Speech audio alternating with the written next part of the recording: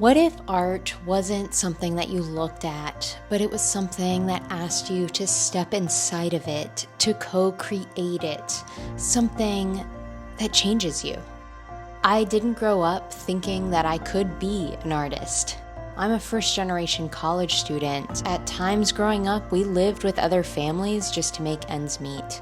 Not to mention I didn't know anything about galleries and museums. Every time I entered into one, I felt uncomfortable, like I didn't belong. Years later, I learned that my grandfather was a weaver. I took a private lesson and learned how to weave in solitude for my 30th birthday. A few weeks later, my mom passed away. So weaving became this process of grieving, this process of connecting to my ancestry.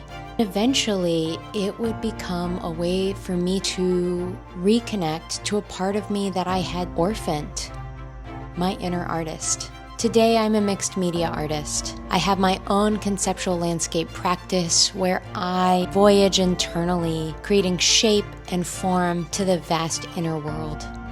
I also host creative gatherings as places where people can build creative confidence and connect to others and themselves in meaningful ways. I also create participatory installations across the US, from women's shelters and LGBTQ+ centers to beaches, public squares, festivals, and community events. I build large-scale, site-specific pieces, looms, cyanotype walls, paper structures, archways. These are designed to invite people into a unique space of co-creation.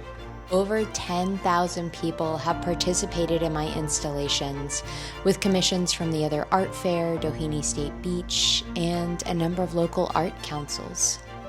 This is what happens when we create spaces for vulnerability in public.